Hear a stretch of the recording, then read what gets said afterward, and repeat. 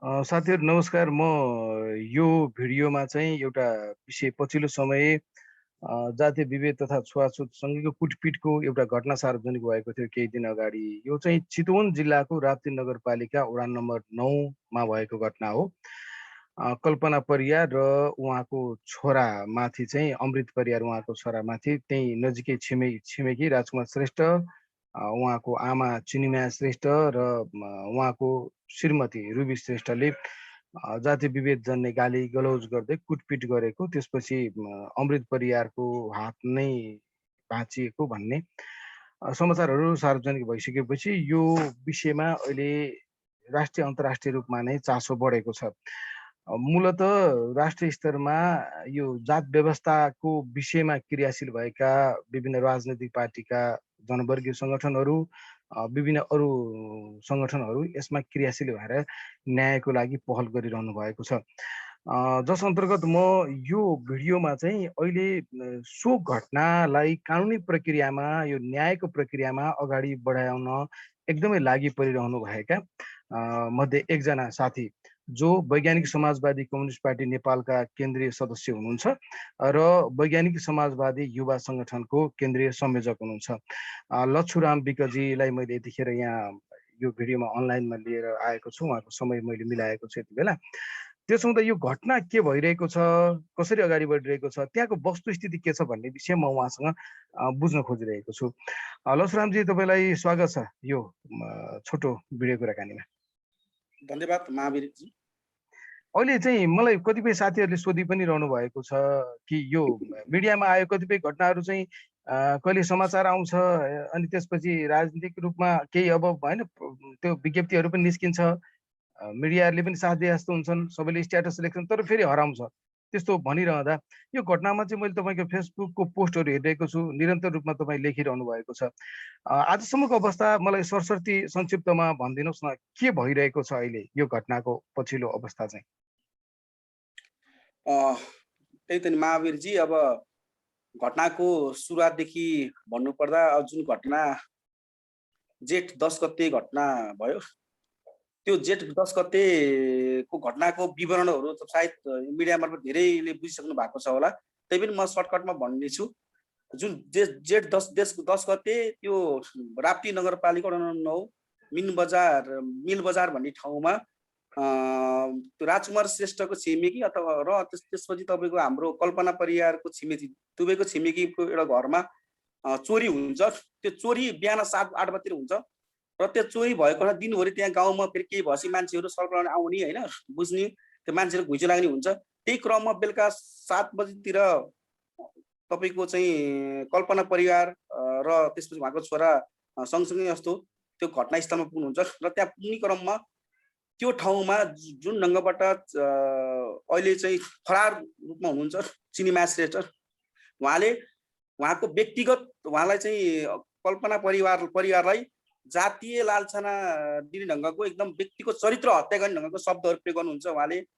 त्यस्तै त दमिनी त डुम तेरो अनुहार देखेपछि हाम्रो साइज पर्दैन, हामीलाई केही हुँदैन भन्ने यस्तो खालको लालछना र जे पाए त्यो एकदमै व्यक्तिगत रूपमा चरित्र हत्या, त्यो शब्द मैले व्याख्यान जान एकदमै नराम्रो खालको शब्द प्रयोग गर्नुहुन्छ।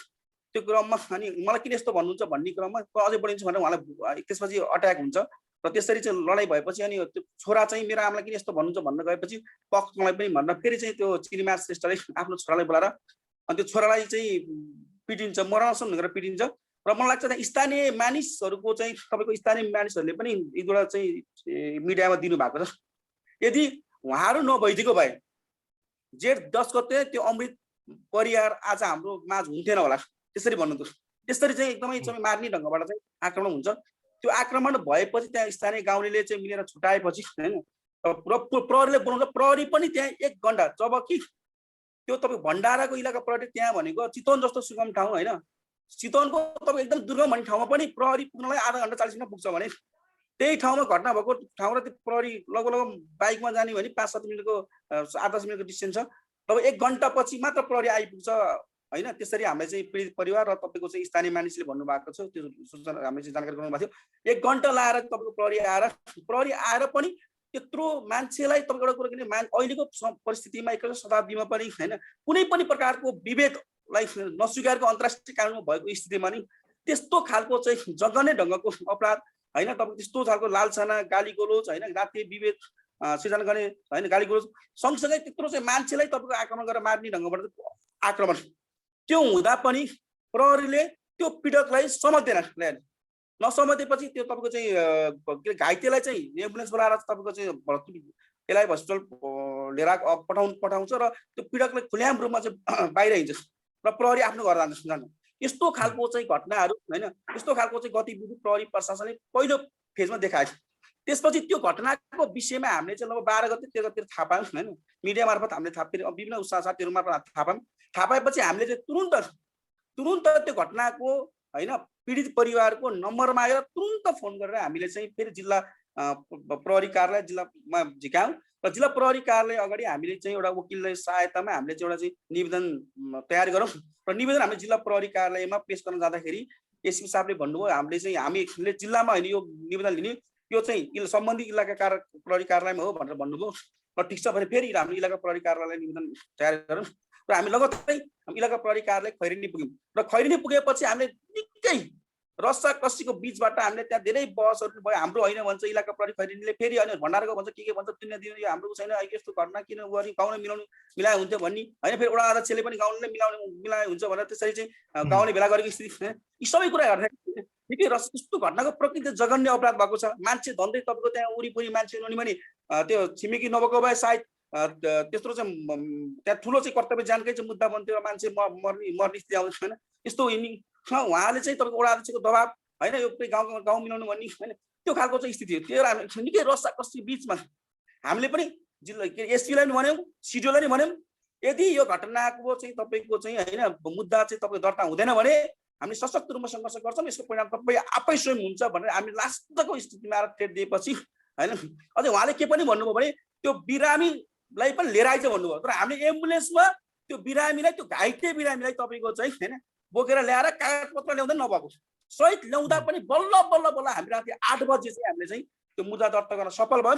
त्यो मुद्दा दर्ता गरे लगतै हाम्रो त्यसको 24 घण्टा पछि 48 घण्टा पुग्नुमा चाहिँ राजकुमार श्रेष्ठ चाहिँ तपाईँकोलाई चाहिँ गिरफ्तारी भयो र अझै पनि 2 जना घटनाको मुख्य आरोपी, मुख्य दोषी जुन चिनिमा श्रेष्ठ हुनुहुन्छ, उहाँकै कारण गरेर त्यो घटना घटेको, उहाँ अझै फरार हुनुहुन्छ, रुबी श्रेष्ठ फरार हुनुहुन्छ होइन।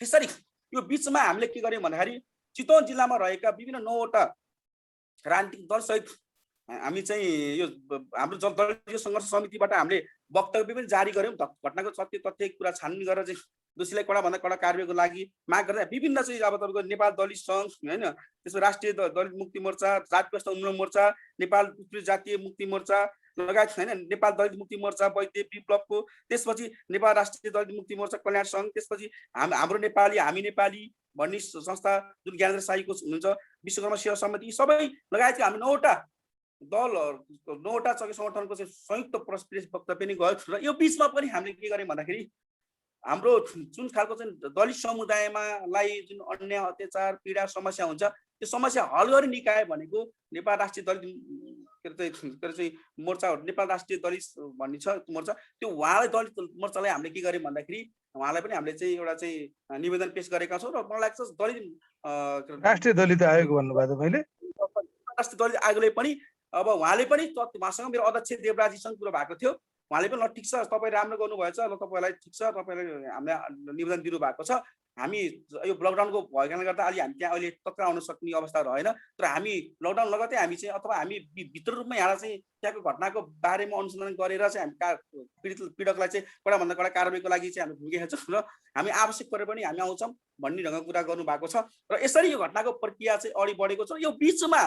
यो बिचमा धेरै अब उहाँहरूले पनि अब यो गाउँको घटनामा मिल्न पर्छ भनेर निकै चाहिँ हारगुहार गरेर आउनु भएको छ। तर कुरा के छ भन्दाखेरि यहाँ मिल्नु पर्छ भन्दा पनि यस्तो ढङ्गको घटनाहरू अहिलेको परिस्थितिमा जुन ढङ्गको होइन तपाईँको चाहिँ होइन मानव बिचमा एउटा चाहिँ होइन अहिलेको साँच्चै भन्ने भने यो विश्व नै एउटा चाहिँ जुन एउटा चाहिँ कोरोना भाइरसको एउटा चाहिँ अभाव यो अब भएर मानिसहरू विभिन्न चाहिँ कारणले गर्दा यो स्थितिमा अब मान्छे नहर्ने यस्तो अर्को चाहिँ विषम परिस्थितिमा पनि यसरी जातीय विभेद गरेर यसरी चाहिँ होइन लालसा लाएर यस्तो खालको जघन्य अपराध हुनु आफैमा निन्दनीय हो।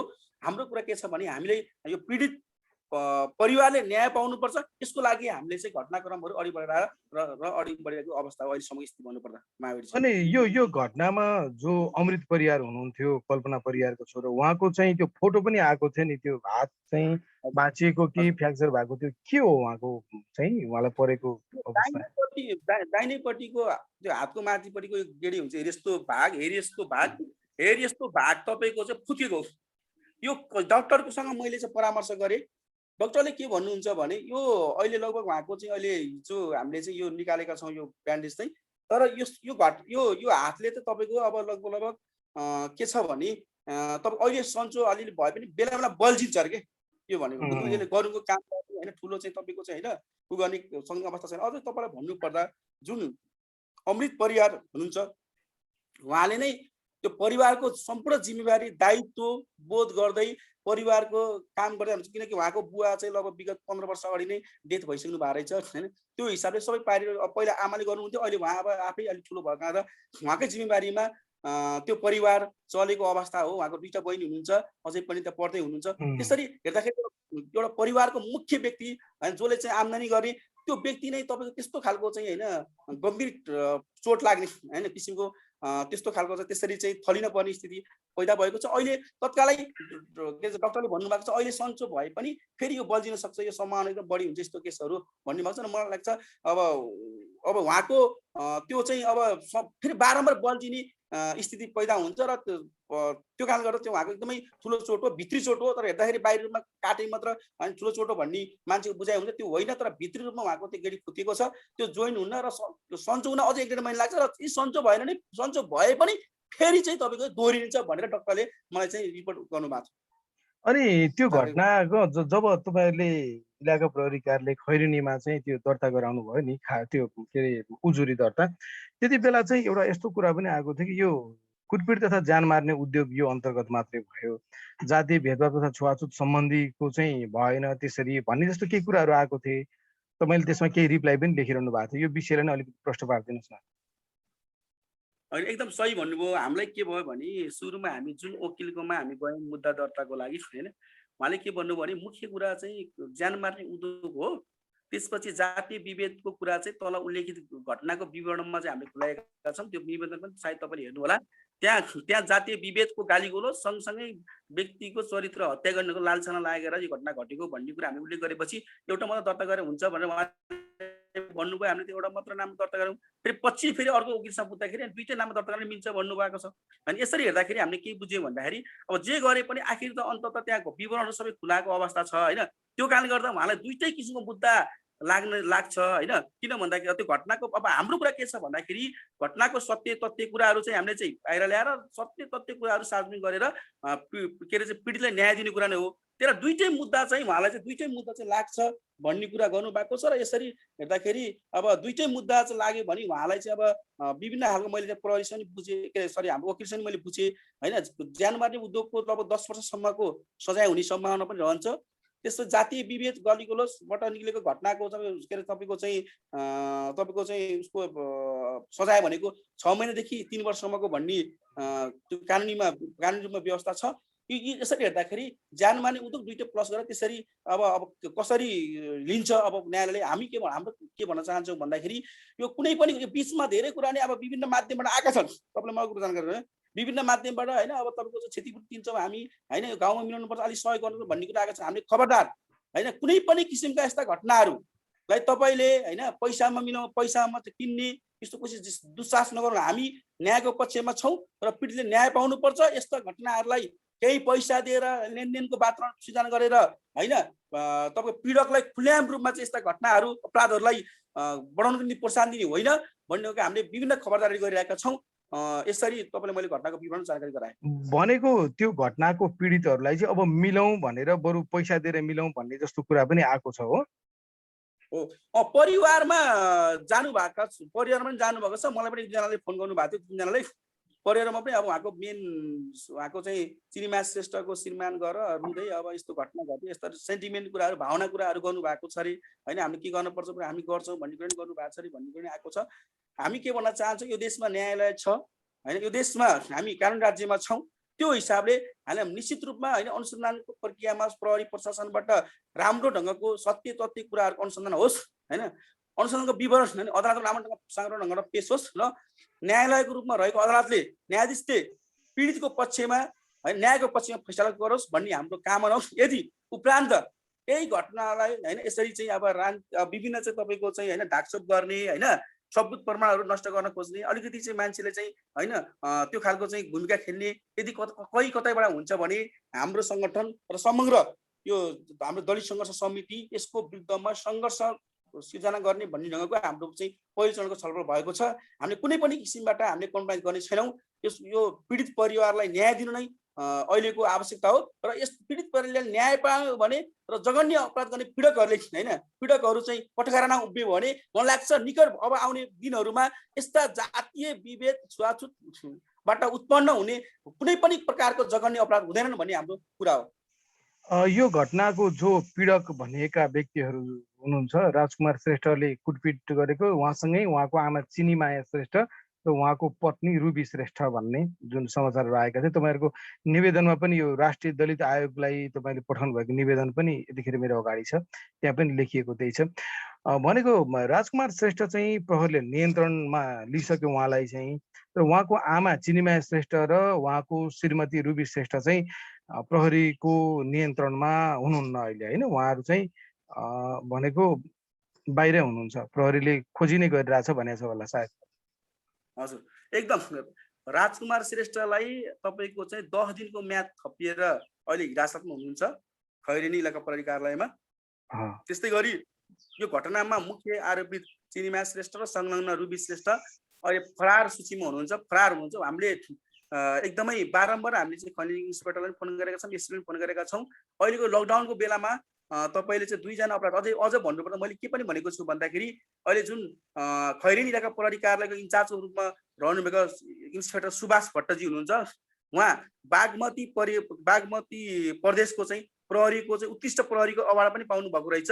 तपाईँ जस्तो मान्छे उत्कृष्ट अवार्ड पाउनु भएको एउटा चाहिँ जिम्मेवारी प्रहरी के अरे तपाईँको भएको कारणले गर्दा तपाईँले आजसम्म पनि एउटा चाहिँ यत्रो दिन भइसकेको 2 जना चाहिँ महिलालाई 2 जना चाहिँ के अरे चाहिँ जुन फरार अभियुक्तलाई चाहिँ सम्झन सक्नुहुन्न भनेर भनिसकेपछि उहाँ एकदम म लागेको छु सर, म 1 दिनभित्र समात्छु भन्नुभएको छ।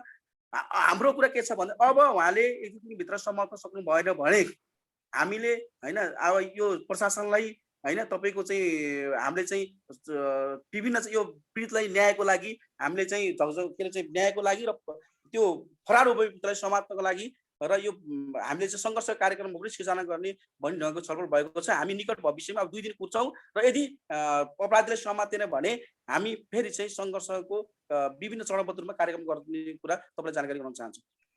हुन्छ लक्ष्मीरामजी, यो घटनामा चाहिँ अहिले मलाई पनि कतिले सोधिरहनु भएको थियो र एउटा यो समाचार आइसकेपछि चाहिँ राष्ट्रिय स्तरमा र अन्तर्राष्ट्रिय रूपमा पनि रहनुभएका विशेष गरी यो विषयमा चासो राख्ने साथीहरूले चाहिँ के भयो होला, यो घटना पनि अरू घटना जस्तै फेरि सुरुमा आउने न फेरि पछि सेलाउने पो हुन्छ कि भन्ने चासोको कारण तपाईँ त्यसमा निरन्तर लागिरहनु भएको कारणले मैले तपाईँसँग कुरा गरेँ। धन्यवाद तपाईँलाई। आवश्यक पर्दाखेरि फेरि हामी पछि पनि कुरा गरौँला है त। हेलो, सुन्नु भएको छैन? सुने लक्ष्मीजी, सुन्नु भएको छ म बोलेको अहिले?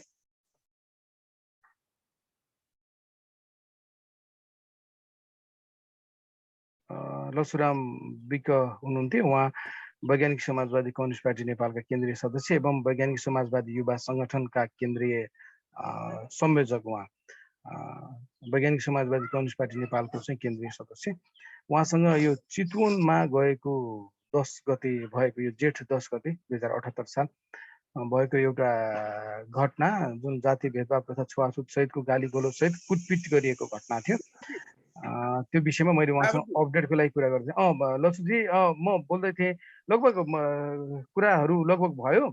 अहिले यति नै अपडेटको लागि मैले तपाईँसँग कुरा गर्न खोजेको थिएँ। धेरै साथीहरूले चाहिँ के भइरहेछ भनेर सोधिरहनु भएको कारणले तपाईँहरू त्यहाँ फिल्डमा लागिरहनु भएको छ, त्यो हुनाले हुन्छ। त्यो आवश्यक पर्दाखेरि यसको अब कसरी अपडेट अगाडि के हुन्छ, म तपाईँसँगै अरू जो साथीहरू लागिरहनु भएको छ तपाईँहरूसँग कन्ट्याक्टमै रहँला नि त है। हुन्छ, हस् धन्यवाद लक्ष्मीजी। अहिले छुट्यौँ है त हामी ल।